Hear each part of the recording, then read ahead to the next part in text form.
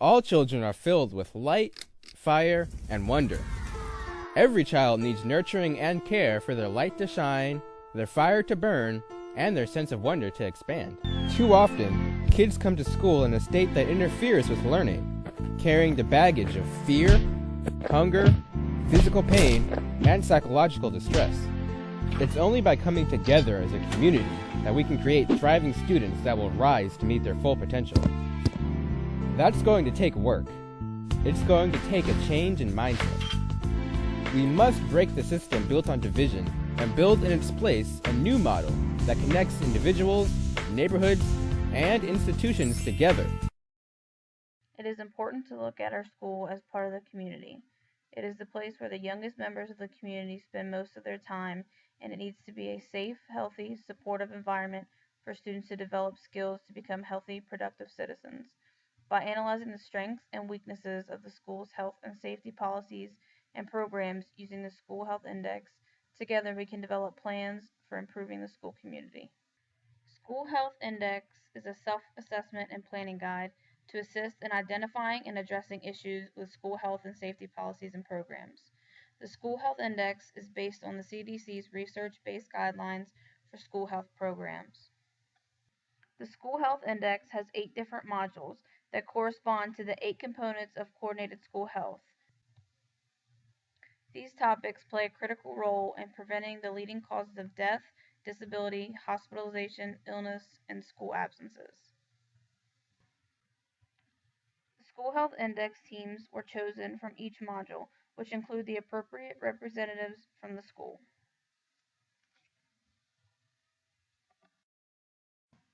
School Health Index teams completed the survey and rated the overall school health on the applicable 8 different modules on a scale of 0 to 3. 3 fully in place, 2 partially in place, 1 under development, 0 not in place.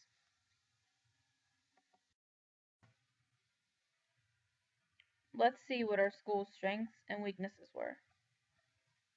Here's the school's overall scorecard. As you can see, our school had many strengths.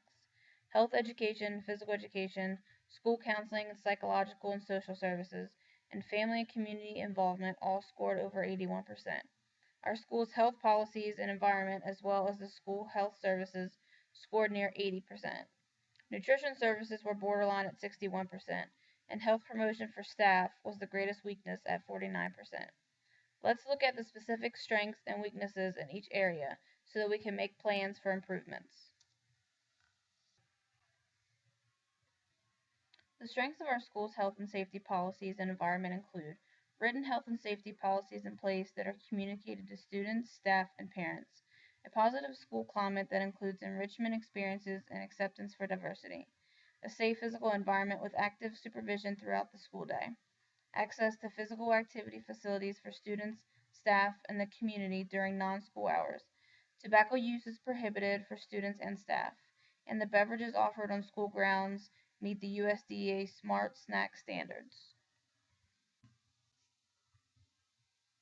The school's weaknesses in the area of overall school health, safety policies, and environment include having a school health committee but only meeting twice per year, lack of student input and decision making, lack of staff development addressing health issues such as unintentional injuries, violence, suicide, asthma, HIV, STIs, and pregnancy prevention, inconsistent discipline and consequences for bullying, environmental concerns such as cockroaches on campus, and lax enforcement for air quality, snacks provided during school activities and in vending machines not meeting USDA Smart Snack standards, and using food as rewards, and not allowing students to carry water bottles with them throughout the day unless it is extremely hot because there was no air conditioning in the building.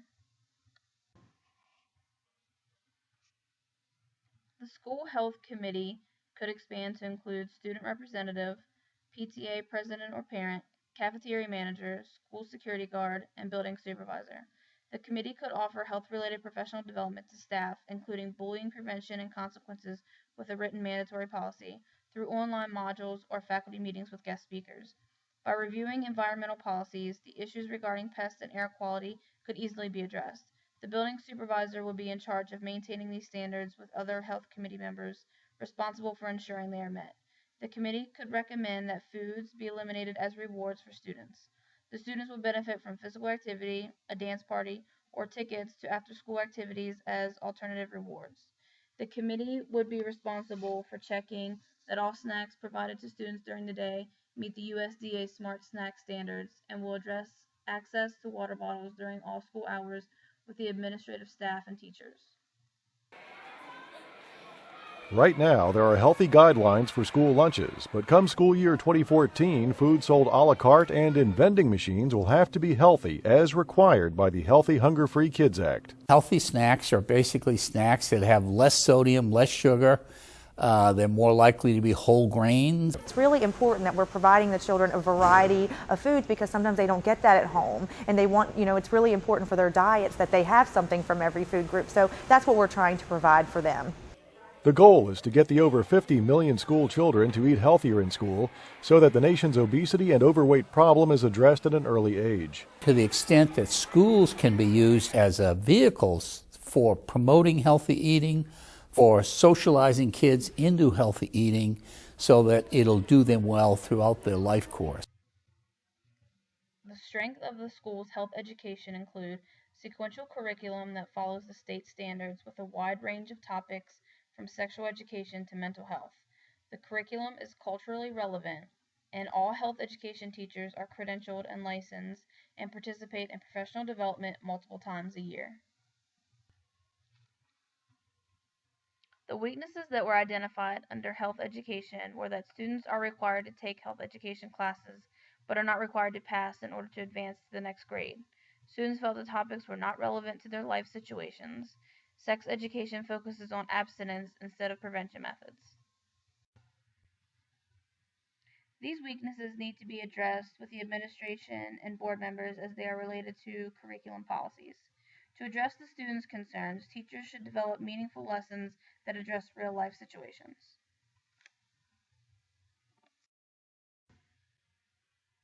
In a statement from the American Cancer Society, the American Diabetes Association, and the American Heart Association on Health Education, schools play a vital role in establishing healthy behavior patterns among young people that carry into adulthood.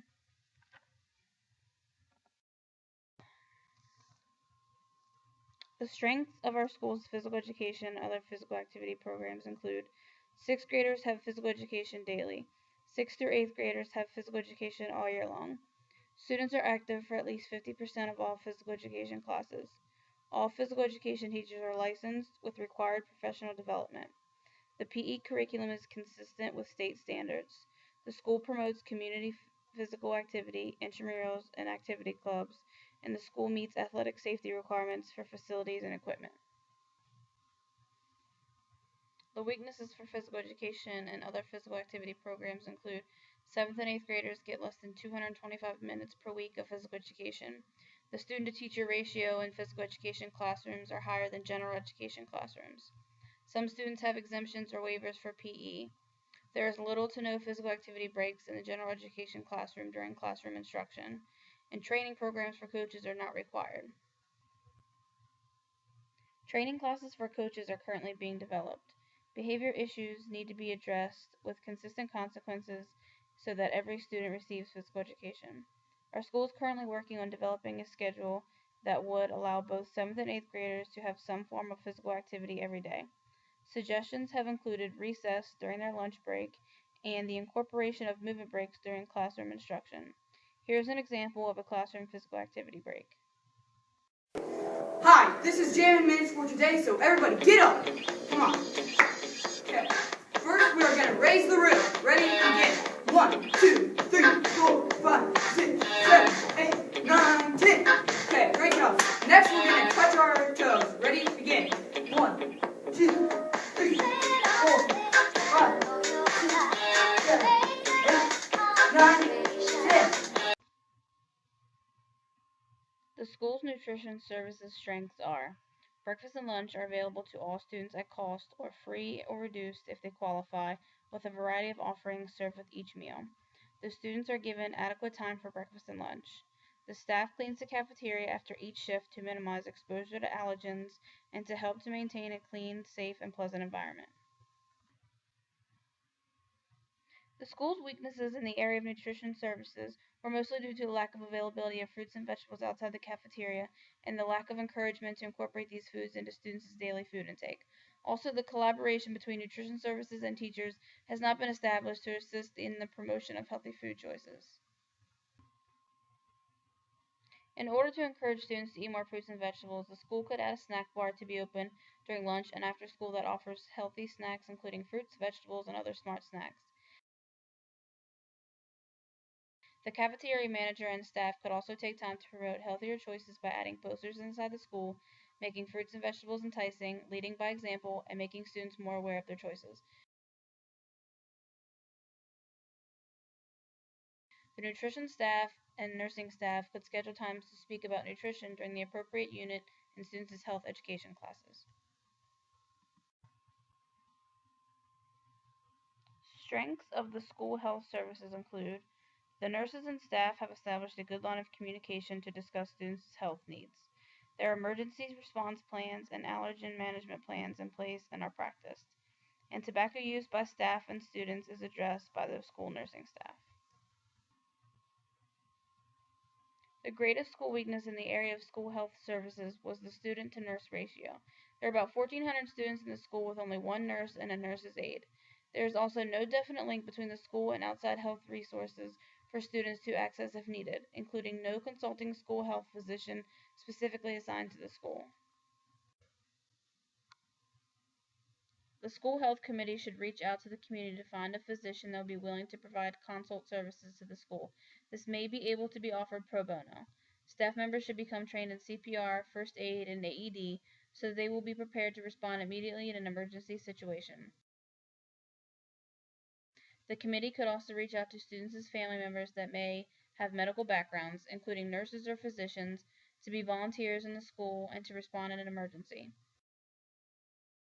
The nurse, school counselors, health education teacher, and other health committee members should research appropriate health resources for students in the community and be sure to make information about these resources accessible to students, such as having brochures available, inviting guest speakers for assemblies and during health classes, and, if feasible, taking field trips around the community.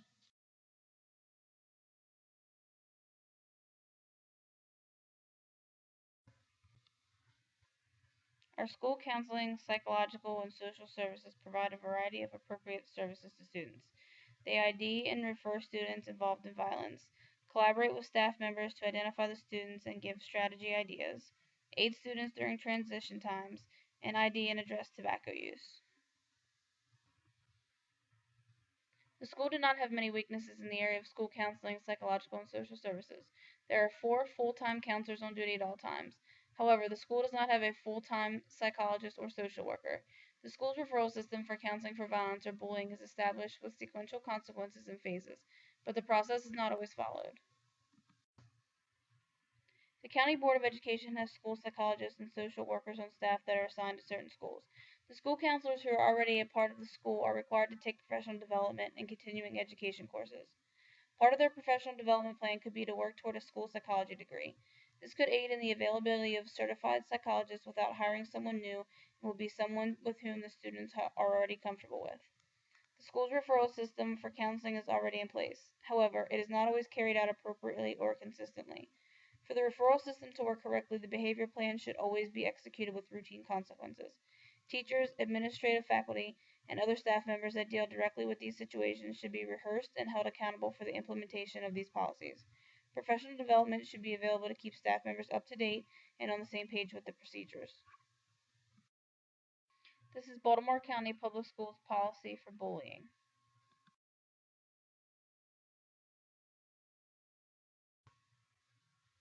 The bullying, harassment, or intimidation reporting form must be available in all schools. Bullying is considered a disruptive behavior, and these are the consequences.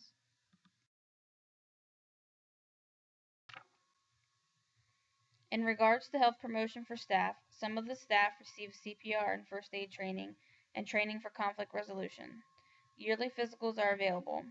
Currently, staff member participation is encouraged for the Turkey Bowl, our yearly staff football game, as well as staff basketball and softball games. The staff is also encouraged to participate in food drives. Health promotion for staff was the area in which the school received the lowest score.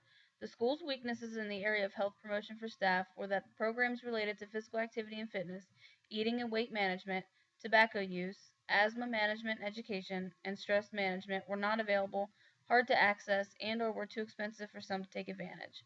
The other issue that the school health index team identified was that the food and beverages offered to staff at the school did not meet the USDA Smart Snack standards. To address health promotion for staff, a needs and interest assessment will be conducted with permission from the administration.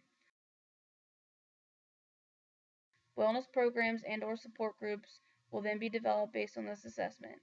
They can be held on campus before or after school or during staff development days.